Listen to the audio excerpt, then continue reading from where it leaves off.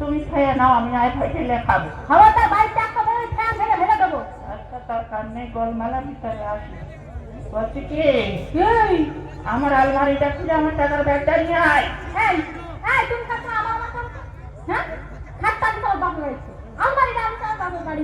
আর সংসারের খরচ অর্ধেক টাকা নিয়ে আমার বাপের বাড়ি। কেন আমাদের বলা যায় না? সবসময় আমার আমার থেকে গেছে আমার বলা যায় না। ও বউ, কি হলো?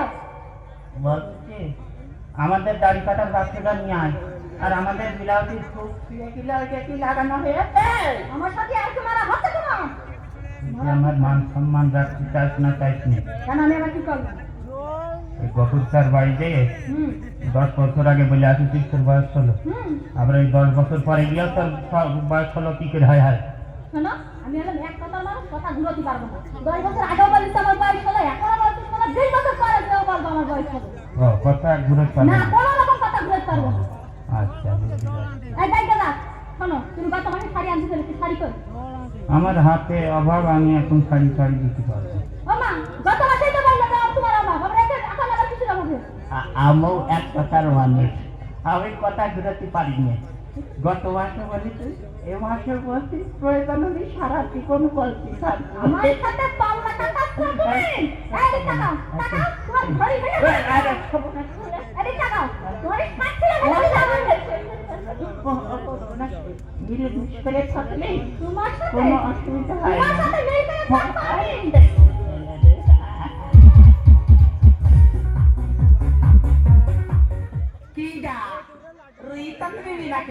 হাই, বাপের বাড়ি যাচ্ছি। শুনলাম তোমার স্বামী নাকি তোমার সাজা দিয়ে আছে। হাই রে ভাই, যাই আমার শাড়ি দিয়েছে। ভাই করে না, ভাই করে না, ভাই খালি বুকির মধ্যে কিরাম খেতে হতে। তা বিয়ের সাথে আর কারবা না? তা সেরকম পালি করতাম। তা আমার থেকে তোমার পছন্দ হয় না? হাই, কিন্তু তোমার আবার ওই যে একটা দোষ আছে, কথার কথা গেলে দিদি বেরিয়ে যায়। তোমারও তো একটা দোষ আছে, তোমার 3 বের বিয়ে হয় আর আমার 2 বেরিয়ে যায়। তাই সে আমরা তো কাটাকাটিতে যাই। তুই যা বেতন দিবি না, তাই তো আমার বেতন কার সাথে গল্প করতে হবে? হ্যাঁ, ও কি জানে?